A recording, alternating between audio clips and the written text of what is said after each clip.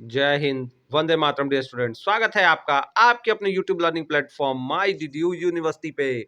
Students, मैं आपका अपना एजुकेटर शुभम सर आज आपके लिए लेकर अवेलेबल हूँ एक और इम्पॉर्टेंट वीडियो लेक्चर। स्टूडेंट्स, आप अपने स्क्रीन पर देख ही पा रहे होंगे कि आज मैं EDU 203 का एक पेपर लेकर आपके लिए अवेलेबल हुआ हूँ। स्टूडेंट, पेपर के टाइटल की बात करें तो ये पेपर का टाइटल आपका BA 4 सेमेस्टर के एजुकेशन के इस पेपर का टाइटल है आपका साइकोलॉजिकल पर्सपेक्टिव ऑफ एजुकेशन 1। ठीक है, और ये 4th सेमेस्टर का प्रीवियस ईयर पेपर है स्टूडेंट। 4th सेमेस्टर 2023 का ये प्रीवियस ईयर पेपर आपके लिए रहेगा। तो स्टूडेंट, इस वीडियो में हम डिटेल में देखेंगे कि कैसे क्वेश्चन आए थे और उनके राइट आंसर क्या है। साथ ही साथ करेंगे डिटेल एनालिसिस जो आपके एग्जाम के लिए रहता है वेरी वेरी इंपॉर्टेंट। तो इससे आपकी तैयारी हो पाएगी सबसे अच्छी। स्टूडेंट, इस वीडियो को देखने के बाद आपके काफी डाउट्स क्लियर हो जाएंगे। तो वीडियो को पूरा अंत तक देखिएगा और अच्छे से समझने की कोशिश करिएगा। बिना टाइम वेस्ट किए हुए चलेंगे क्वेश्चन की तरफ। स्टूडेंट्स, बस आपसे कहना चाहूंगा, जो स्टूडेंट हमारे प्लेटफॉर्म पे नए हैं, वीडियो को लाइक कर लीजिएगा और चैनल को सब्सक्राइब भी कर लीजिएगा। हम वीडियो से रिलेटेड सारे एग्जाम के पेपर के वीडियोस और जरूरी इंफॉर्मेशन आपको सबसे पहले देने की कोशिश करते हैं। स्टूडेंट, पहला क्वेश्चन ही देखते हैं क्या कर रहा है। अभिवृद्धि शब्द इंगित करता है, तो अभिवृद्धि शब्द से क्या इंगित होता है, यानी ग्रोथ। देखिए, दो शब्द होते हैं स्टूडेंट, डेवलपमेंट और एक जिसको विकास कहते हैं और एक अभिवृद्धि जिसको विकास और अभिवृद्धि, ग्रोथ एंड डेवलपमेंट, दो शब्द होते हैं स्टूडेंट। तो डेवलपमेंट में जो होता है सर्वांगीण विकास होता है, शारीरिक, मानसिक, सामाजिक सब तरह का। लेकिन अभिवृद्धि में क्या होता है, वृद्धि होती है बस शरीर की, अंगों की। ठीक है, तो बस उम्र का बढ़ना, ठीक है, चेहरे का रंग रूप का बदलना, लेकिन मतलब हर तरह का विकास अभिवृद्धि में समाहित नहीं होता है। तो ये शारीरिक विकास को दिखाता है, जबकि विकास में हर तरह का विकास होता है, शारीरिक, मानसिक, सामाजिक सब तरह का विकास होता है, ओवरऑल डेवलपमेंट होता है, तो उसको हम डेवलपमेंट कहते हैं। अगला क्वेश्चन, हेरिडेटरी जीनियस पुस्तक किसने लिखी। तो स्टूडेंट, हेरिडेटरी जीनियस पुस्तक फ्रांसिस गाल्टन ने लिखी। किसने लिखी? अब देखिए स्टूडेंट, मैं आपको ईयर भी बताऊंगा और जरूरी बातें भी बताऊंगा।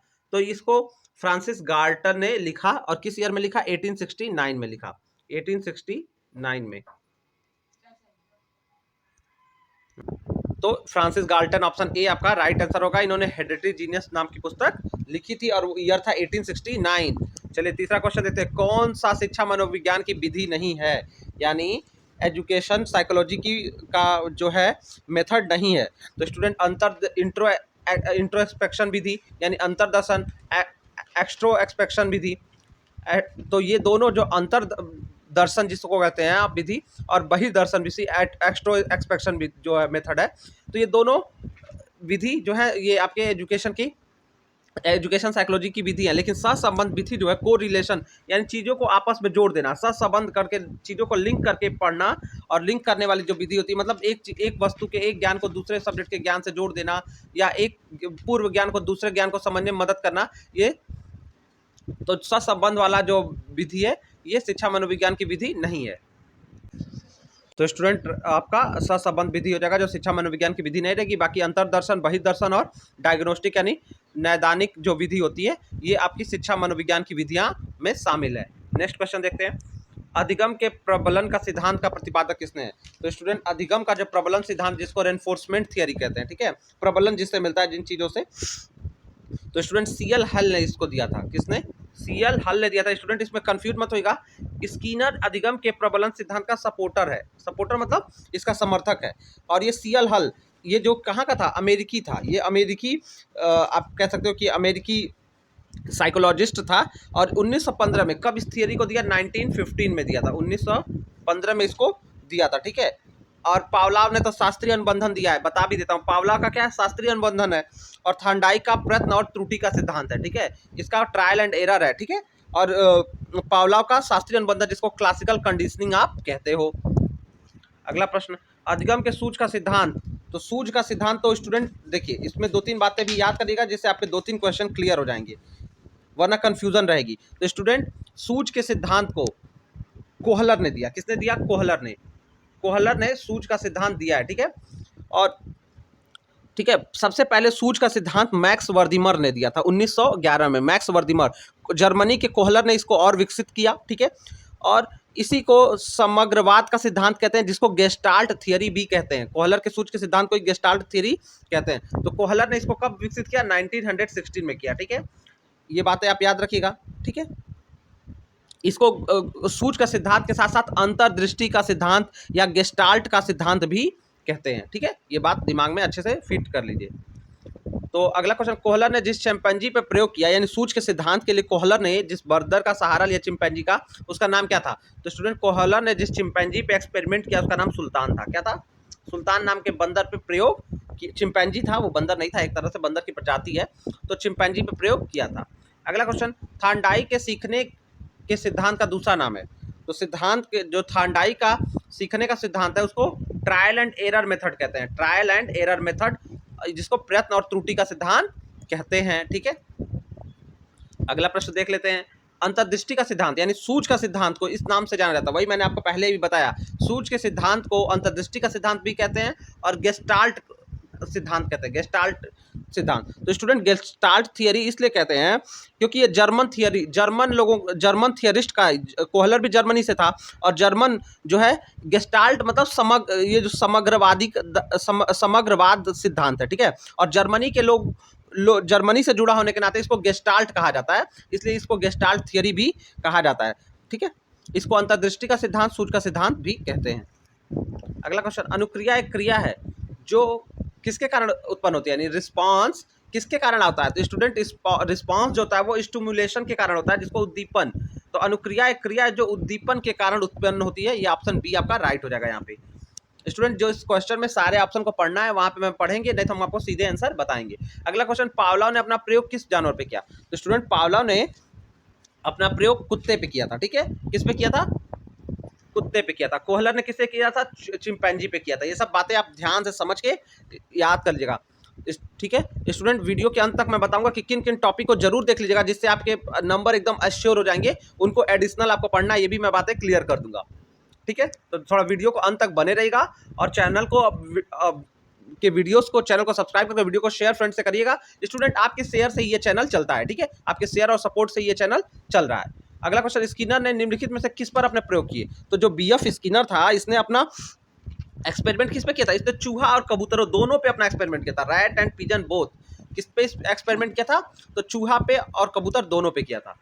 अगला क्वेश्चन, अधिगम के उद्दीपक अनुक्रिया यानी उद्दीपन के स्टिमुलस रिस्पांस बॉन्ड में, ये मतलब स्टिमुलस रिस्पांस बॉन्ड थियरी किसने दिया है? उद्दीपक अनुक्रिया अनुबंध के सिद्धांत किसने दिए हैं? तो स्टूडेंट, इसको एडवर्ड एल थॉर्नडाइक ने दिया है। किसने दिया है? एडवर्ड एल थॉर्नडाइक ने दिया हुआ है। ठीक है, थॉर्नडाइक का ये सिद्धांत और 1898 में दिया था। किस वर्ष दिया था? 1898 में दिया था। ठीक है, चलिए अगला प्रश्न, मनोविज्ञान के व्यवहारवाद विचारधारा का प्रतिपादन किसने किया? तो स्टूडेंट, पावला। चलिए अभी आगे कुछ और बातें बताऊंगा। तो नेक्स्ट क्वेश्चन यही कह रहा है कि behaviourism ideology of psychology propounded bye, यानी व्यवहारवाद विचारधारा का प्रतिपादन। तो मनोविज्ञान में, वैसे तो व्यवहारवाद के लिए और जेम्स का भी नाम आता है, लेकिन ये मनोविज्ञान में जब व्यवहारवाद का अध्ययन करते हैं तो इसका जेबी वॉटसन ने मनोविज्ञान के अंदर व्यवहारवाद का विचारधारा का प्रोपोगेशन जो है 1913 में जेबी वॉटसन ने किया। ईयर था 1913। ठीक है, और व्यवहारवाद शब्द जो है, व्यवहारवाद शब्द जो आया है ये किसकी देन है? तो ये व्यवहारवाद शब्द जो है जेबी वॉटसन की ही देन है। इन्होंने ही व्यवहारवाद शब्द को गढ़ा था। इसको भी याद रखिएगा कि व्यवहारवाद शब्द किसने दिया शिक्षा मनोविज्ञान में? तो मनोविज्ञान में ये दिया जेबी वॉटसन ने। स्टूडेंट, पहले जो था ये भी याद रखिएगा कि पहले इसको किसका भाग माना जाता था? पहले एजुकेशन साइकोलॉजी को एजुकेशन का भाग नहीं माना जाता था, इसको जो है फिलॉसफी यानी दर्शन का भाग माना जाता था। ठीक है, ये भी आप ध्यान से रखिएगा। साइकोलॉजी शब्द में साइकी का अर्थ क्या है? तो स्टूडेंट, साइकोलॉजी दो शब्दों से मिलकर बना है। ठीक है, psyche PSYCHE, psyche plus लोगस LOGOS, psyche plus लोगस से मिलके बना है। तो साइकी प्लस लोगस इसमें है। ठीक है, और स्टूडेंट, साइकी मतलब क्या होता है? नोट कर लीजिएगा। साइकी मतलब होता है आत्मा या जीवन, आत्मा यानी सोल या लाइफ, और लोगस मतलब होता है नॉलेज। ठीक है, नॉलेज मतलब ज्ञान, अध्ययन, ये होता है। तो साइकोलॉजी में हमको आत्मा जब शब्द मिल जा रहा है तो यही इसका सही अर्थ है। इसका अगर जीवन रहेगा तो जीवन शब्द भी सही हो जाएगा। तो साइकी का अर्थ आत्मा से है। अगला क्वेश्चन, शिक्षा मनोविज्ञान का क्षेत्र क्या है? शिक्षा मनोविज्ञान का फील्ड कौन कौन सा है या स्कोप क्या क्या है? तो वंशानुक्रम, सीखने की प्रक्रिया, विकास। तो शिक्षा मनोविज्ञान का क्षेत्र ये सब है। विकास को भी अध्ययन करता है, कैसा विकास हो रहा है, लर्निंग सीखने की क्रिया कैसी है, और वंशानुक्रम कैसा है कि कहीं जो जिस पीढ़ी के बालक के बारे में हम अध्ययन कर रहे हैं कहीं उसका वंशानुक्रम में मतलब उसको कोई खानदान से पूर्वजों से कोई चलती आ रही कोई बीमारी तो नहीं है, या क्या वजह है कि जिससे उसकी ये हालत है। तो इसमें वंशानुक्रम, या बच्चा तेज है तो क्या इसकी पीढ़ी भी पहले से ही बहुत तेज रही है, तो ये सब वंशानुक्रम का प्रभाव भी बालक पे पड़ता है, ये भी शिक्षा मनोविज्ञान का ही क्षेत्र है। अगला क्वेश्चन, निम्न में से किस वर्ष वुंट ने अपनी प्रथम मनोवैज्ञानिक प्रयोगशाला स्थापित की? तो स्टूडेंट जो विलियम वुंट था वो जर्मनी का एक तरह से साइकोलॉजिस्ट था, ठीक है, और इसने 1879 में कहाँ पे स्थापित की? जर्मनी में की, नोट करिएगा। और मनोविज्ञान की ये प्रथम प्रयोगशाला कहलाई, ठीक है, और इसी से मनोविज्ञान का विकास और तेजी से होने लगा, ये भी बात आप याद रखिएगा। तो विलियम वुंट ने जर्मनी में किया था 1879 में, 1879 में। अगला क्वेश्चन, अधिगम के क्लासिकल अनुबंधन सिद्धांत यानी classical conditional theory of learning. तो अधिगम का क्लासिकल अनुबंधन सिद्धांत, क्लासिकल कंडीशनल थियरी किसने दिया? तो पावलाव ने दिया। देखिए क्लासिकल कंडीशनल थियरी किसने दिया है? पावलाव ने दिया है, ठीक है, जिसको शास्त्रीय अनुबंधन आप कहते हैं। यहाँ क्लासिकल अनुबंधन लिख दिया है, जिसको हिंदी का इसका मतलब हुआ शास्त्रीय अनुबंधन, ठीक है। तो कई बार अंग्रेजी शब्द, इसीलिए स्टूडेंट आपको बताता हूँ कि कई बार अंग्रेजी शब्द को उसी तरह दे देता है, ठीक है। तो इसको क्लासिकल कंडीशनिंग भी लिख देगा तो आप जान जाएगा शास्त्रीय अनुबंधन की बात हो रही है, पावलाव ने दिया है।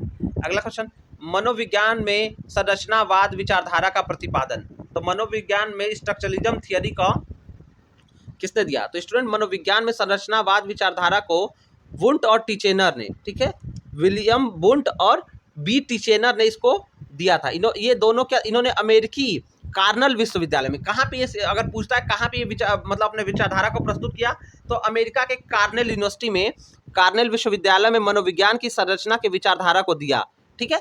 तो अमेरिका के कार्नेल विश्वविद्यालय में इन्होंने इसे दिया था। अगला क्वेश्चन, शिक्षा मनोविज्ञान के जनक कौन है? तो स्टूडेंट थॉर्नडाइक को शिक्षा मनोविज्ञान का जनक माना जाता है। शिक्षा मनोविज्ञान का जनक किसको माना जाता है? थॉर्नडाइक को माना जाता है, एडवर्ड ली थॉर्नडाइक, पूरा नाम एडवर्ड ली थॉर्नडाइक। अगला क्वेश्चन, शिक्षा का अर्थ नहीं है। शिक्षा मतलब शिक्षा में क्या नहीं आता इसमें? शारीरिक विकास, योग्यताओं का विकास, साविद्या या विमुक्ति। अगला क्वेश्चन, ज्ञान मनुजस्य तृतीय नेत्र यानी ज्ञान मनुष्य का तीसरा नेत्र है। तो क्या नहीं है? तो शारीरिक विकास जो है वो शिक्षा का अर्थ नहीं है, बस शरीर का विकास करना शिक्षा का अर्थ नहीं है, योग्यताओं का विकास करना, ठीक है। और बाकी सारा जो ऑप्शन है, साविद्या या विमुक्ति, ज्ञान मनुजस्य तृतीय नेत्र यानी ज्ञान जो है, knowledge is third I of human, ये सब इसका मतलब है। इसमें से वो क्या कहते हैं, शरीर का विकास जो है वो ज्ञान का अर्थ नहीं है, शिक्षा का अर्थ नहीं है। गर्भ अवस्था होती है, तो स्टूडेंट ये तो एक कॉमन क्वेश्चन डाल दिया गया है। एक जो है जो पेरेंटल स्टेज होता है जिसमें शिशु माँ के गर्भ में होता है, उसकी अवस्था कितनी होती है? स्टूडेंट इसको याद रख लीजिएगा ऐसे, ये 40 सप्ताह होता है, 40 वीक्स, 40 सप्ताह, ठीक है, 40 वीक्स होता है, ठीक है।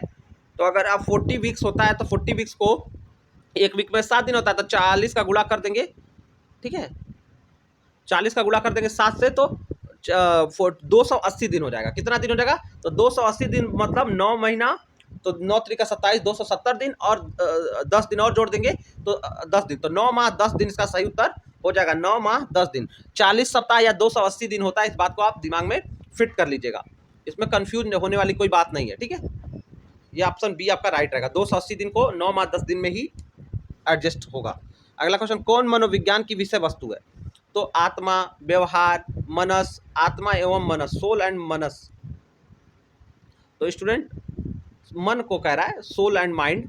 तो मनोविज्ञान की विषय वस्तु क्या है? मनोविज्ञान तो मतलब वहाँ पे मनोविज्ञान में जो मनो शब्द है यानी साइको शब्द है, तो वो उसको वो दिखाता है आत्मा को, लेकिन यहाँ पे जब इसका अर्थ पे हम जाते हैं तो ये व्यवहार का अध्ययन है, मानव के ये जो है व्यवहार का अध्ययन करता है, तो इसकी विषय वस्तु बिहेवियर हो जाती है। अगला क्वेश्चन, मनोविज्ञान की पहली प्रयोगशाला, मैंने ये पहले ही बता दिया कि विलियम वुंट ने जर्मनी में 1879 में अपनी प्रयोगशाला, जो मनोविज्ञान की पहली प्रयोगशाला कहलाई, ये विलियम वुंट ने 1879 में जर्मनी में स्थापित की थी।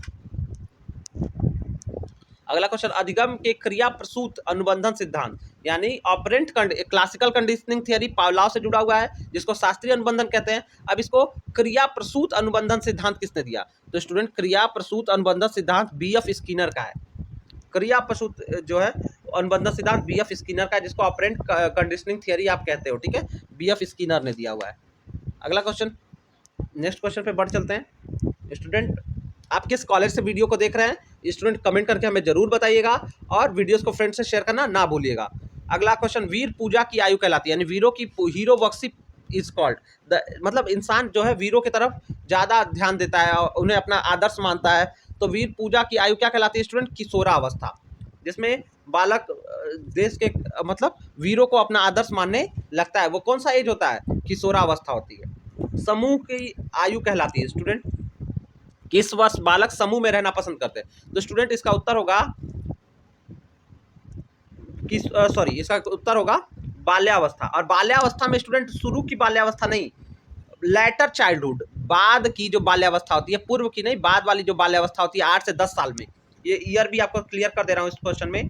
8 से 10 ईयर वाली जो बाल्यावस्था, जो मतलब वो बाद वाली बाल्यावस्था होती है, पूर्व वाली होती है, तो बाद वाली बाल्यावस्था 8 से 10 ईयर का बच्चा जो होता है वो समूह में रहना पसंद करता है, इसीलिए उसको लेटर चाइल्डहुड को ही गैंग एज कहा जाता है। गैंग एज मतलब गैंग में रहना पसंद करता है। अगला क्वेश्चन, किसने कहा दो बालकों में समान मानसिक योग्यताएं नहीं होती है? तो student two children have no common abilities, ये हार्लॉक ने कहा है। किसने कहा है? किसने ही कहा कि दो बालकों में समान मानसिक योग्यताएं नहीं होंगी। अगला क्वेश्चन, संवेदना ज्ञान का द्वार है, यानी सेंसेशन जो है वो गेटवे ऑफ नॉलेज है, ये किसने कहा? तो मतलब ये कहा किसने, ये तो मैं बता दे रहा हूँ, इसको रूसो ने कहा है। ये अगर ये पूछ देता है किसने कहा है तो इसको रूसो ने कहा है, ठीक है। ये आप याद कर लीजिएगा कि इसको रूसो ने कहा है। और ये संवेदना ज्ञान का द्वार है, यह क्या है? तो संवेदना क्या है? मानसिक विकास है। संवेदना अपने आप में क्या है? मानसिक विकास। और कहा किसने है? रूसो ने कहा। इसको भी दिमाग में अच्छे से फिट कर लीजिए। अगला क्वेश्चन, तर्क जिज्ञासा तथा निरीक्षण शक्ति का विकास निम्न में से किस आयु में होता है? तो जो तर्क यानी रीजनिंग होता है, क्यूरियोसिटी होती है और ऑब्जर्वेशन होता है, तर्क जिज्ञासा और निरीक्षण, इसका विकास किस आयु में होता है? तो स्टूडेंट 11 वर्ष की आयु उसके लिए उपयुक्त मानी गई है, ठीक है। 11 वर्ष की आयु उसके लिए क्या मानी गई है? उपयुक्त मानी गई है। 10 से 11 वर्ष को उपयुक्त माना गया है। अगला क्वेश्चन, मनोविज्ञान का वास्तविक अर्थ है। तो मनोविज्ञान कैसा विज्ञान है? तो स्टूडेंट मनोविज्ञान का जो अर्थ है कि study of mind and behaviour, ये देखिए ये जो है स्टडी ऑफ या science of mind and behaviour, तो ठीक है। तो इसमें स्टूडेंट अगर माइंड और बिहेवियर दोनों दिया हुआ है, तो ज़्यादा उपयुक्त बिहेवियर का ही अध्ययन है। साइंस के थ्रू मानव मस्तिष्क का उसके आचरणों पे, उसके बिहेवियर पे क्या प्रभाव पड़ता है। लेकिन अगर ऑप्शन ए और बी दोनों दे देना स्टूडेंट, तो आपको ए बी दोनों लगाना है। इस बात को एकदम अच्छे से फीड कर लीजिए कि ये मानव मस्तिष्क का विज्ञान है और बिहेवियर का विज्ञान है, लेकिन सबसे उचित है कि बिहेवियर इसमें मैंडेटरी है। मस्तिष्क नहीं रहेगा तो भी चल जाएगा, लेकिन अगर ए बी दोनों रहेगा तो ए बी दोनों लगा देंगे। मनोविज्ञान क्या है? शुद्ध विज्ञान, प्राकृतिक विज्ञान, विधायक विज्ञान, सामाजिक विज्ञान। स्टूडेंट इस तरह का क्वेश्चन तो बिल्कुल देना नहीं चाहिए, क्योंकि इस क्वेश्चन में एक से ज़्यादा ऑप्शन सही है। इस क्वेश्चन में एक से ज़्यादा ऑप्शन सही है, ठीक है। साइकोलॉजी जो है वो एक साइंस, प्योर साइंस है, नेचुरल साइंस है, पॉजिटिव साइंस है, सोशल साइंस है। तो स्टूडेंट्स साइकोलॉजी को प्राकृतिक विज्ञान भी माना जाता है, सामाजिक विज्ञान भी माना जाता है और पॉजिटिव साइंस भी माना जाता है, ठीक है। तो इसको विधायक विज्ञान भी मानते हैं, ठीक है। तो कई जैसे प्राकृतिक विज्ञान भी मानते हैं, और चूंकि अब जो मानव के बिहेवियर का अध्ययन है इसलिए इसको सोशल साइंस भी मानते हैं, ठीक है। सामाजिक विज्ञान भी इसको हम मानते हैं, ठीक है। तो इस तरह का क्वेश्चन तो बिल्कुल नहीं देना चाहिए, ठीक है, क्योंकि इसमें एक से ज़्यादा आंसर सही है और अलग अलग ऑप्शन करके ही रखा है, ठीक है। तो इसमें ज़्यादा सही जो होता है कि स्टूडेंट कि ये नेचुरल साइंस है या सोशल साइंस है, इसमें डिबेट है, ठीक है। तो इसमें मेरे हिसाब से ए बी दोनों सही होगा, प्राकृतिक विज्ञान भी है, सामाजिक विज्ञान भी है, ठीक है। लेकिन बिहेवियर का अध्ययन करता है इसलिए कई लोग इसको सामाजिक विज्ञान में ज़्यादा प्रमुखता देते हैं। क्योंकि ये नेचुरल साइंस में भी आता है, तो इसको अपने अकॉर्डिंग आप देख लीजिएगा, ठीक है। इसमें मुझे लगता है एक से ज़्यादा जिसने सामाजिक विज्ञान और प्राकृतिक विज्ञान लगाया होगा, दोनों का नंबर इसमें प्रीवियस ईयर में आपको मिला होगा। दोनों ऑप्शन सही है, ठीक है, दोनों ऑप्शन सही है, ठीक है। अगला क्वेश्चन, इसमें ए बी उपयुक्त सब एक ऑप्शन दे देना चाहिए था, जिसे सब सही हो जाता। अगला, किसने कहा मनोविज्ञान वातावरण से संबंधित व्यक्ति की क्रियाओं का विज्ञान है? तो मनोविज्ञान जो है साइकोलॉजी स्टडी इंडिविजुअल एक्टिविटीज, यानी मानव की क्रियाकलापों का पर्यावरण से संबंध स्थापित करता है। तो ये मनोविज्ञान वातावरण संबंधी व्यक्ति की क्रियाओं का विज्ञान है। ये किसने कहा? ये वुडवर्थ ने कहा। किसने कहा? वुडवर्थ ने। ऑप्शन आपका डी जो है वुडवर्थ, ये आपका राइट आंसर है, वुडवर्थ, ठीक है। इसने ही कहा था, ठीक है। ये अमेरिकन साइकोलॉजिस्ट था, यानी अमेरिकन मनोवैज्ञानिक था। अगला प्रश्न, किसने कहा मनोविज्ञान मानव व्यवहार एवं संबंधों मानव सॉरी फिर से पढ़ देता हूँ। किसने कहा मनोविज्ञान मानव व्यवहार एवं मानव संबंधों का अध्ययन है, यानी psychology study of human behaviour and human relationship. तो स्टूडेंट क्रो एंड क्रो, इस प्रश्न में स्टूडेंट एजुकेशन मनोविज्ञान की बहुत सारी परिभाषाएं दी गई हैं, पूछी गई हैं। शिक्षा मनोविज्ञान का क्षेत्र क्या है, परिभाषाएं क्या है, कई क्रो एंड क्रो का और कई लोगों का डिफिनेशन इसमें पूछा गया है। हरलॉक का डिफिनेशन देख लीजिएगा, रॉस का डिफिनेशन देख लीजिएगा, क्रो का देख लीजिएगा, ये इंपॉर्टेंट रहेगा। अगला क्वेश्चन, शिक्षा का अर्थ है। तो शिक्षा का क्या अर्थ है, शारीरिक विकास, सामाजिक विकास, इनमें से साविद्या या विमुक्ति, यानी विद्या जो है मुक्ति प्रदान करती है, इनमें से कोई नहीं। तो शिक्षा का अर्थ क्या है स्टूडेंट, शिक्षा का अर्थ स्टूडेंट सीखने और खाने की प्रक्रिया से, और शिक्षा क्या करती है, सामाजिक विकास करने में महत्वपूर्ण योगदान देती है। तो ऑप्शन बी के साथ चले जाएंगे। इसमें स्टूडेंट देखना है ठीक क्या लग रहा है, उसी को लगाना है। तो सामाजिक विकास जो है शिक्षा का अर्थ है, ठीक है, तो ये इसमें से सही हो जाएगा, ठीक है। बाकी शारीरिक विकास शिक्षा का अर्थ कभी नहीं रहा है, बस शारीरिक विकास नहीं रहा है, उपयुक्त और भी रहता तो दोनों हो जाता। साइकोलॉजी शब्द दो शब्दों से बना हुआ है, ये तो पहले ही बता दें, साइकी प्लस लोगस।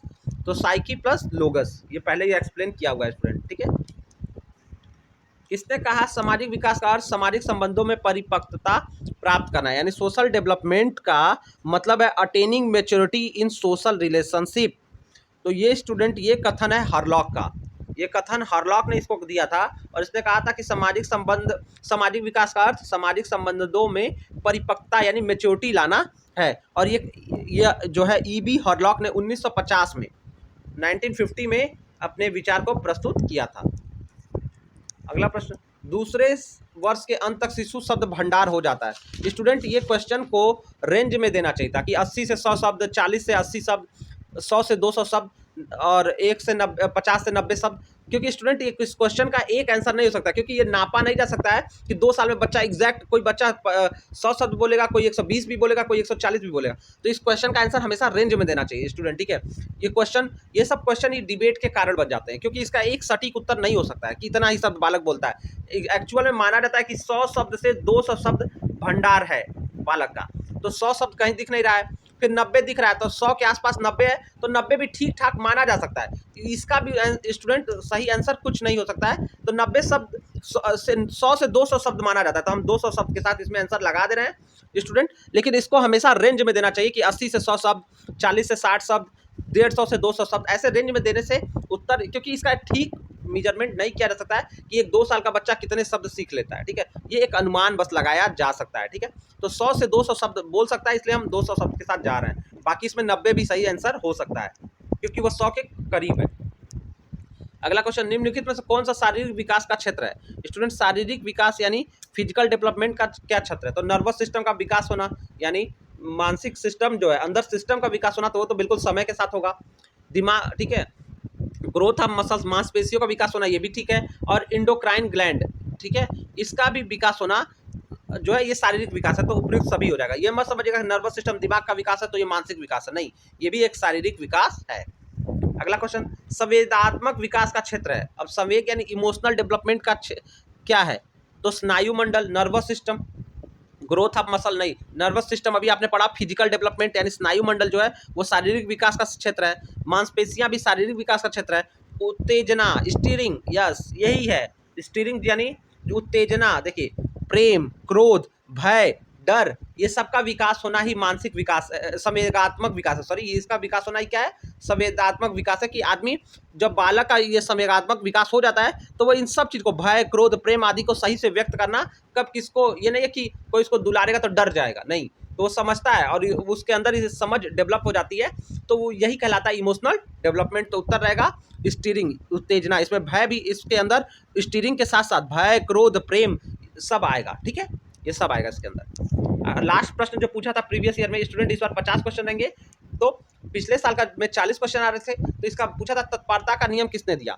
तो स्टूडेंट तत्परता का नियम यानी थियरी ऑफ रेडीनेस जो है, लॉ ऑफ रेडीनेस, ये थॉर्नडाइक ने दिया और 1898 में दिया। किस में दिया, 1898 में दिया, ठीक है। तो ठीक है, प्रयत्न और त्रुटि सिद्धांत के आधार पर थॉर्नडाइक ने यह नियम दिया था। अगर पूछेगा तत्परता का नियम किस आधार पर दिया, तो प्रयत्न और त्रुटि के सिद्धांत पे, ट्रायल एंड एरर मेथड पे दिया था। तो स्टूडेंट इस तरह से 40 क्वेश्चन आपके लिए कवर किया है। स्टूडेंट इसमें आप एजुकेशन के डिफिनीशन, साइकोलॉजी के डिफिनीशंस, पावलाव, थांडाइक, स्किनर, इन सारे को अच्छे से देख के जाएंगे तो बिल्कुल आप बहुत अच्छा स्कोर करेंगे। इसमें आप देख लीजिए थांडाइक के प्रयोग, स्किनर के प्रयोग और पावलाव के प्रयोग, ये सब अच्छे से, और शिक्षा मनोविज्ञान की परिभाषाएं, उसका क्षेत्र देख के जाएंगे तो आप इस पेपर में 50 आउट ऑफ 50 कर सकते हैं। ठीक है, तो आपको आपके एग्जामिनेशन के लिए गुड लक स्टूडेंट। आपके लिए एक महामैराथन वीडियो आपके रिक्वेस्ट पे रेडी कर दूंगा। तो मिलते हैं नेक्स्ट वीडियो में, तब तक वीडियो को शेयर करना ना भूलिएगा।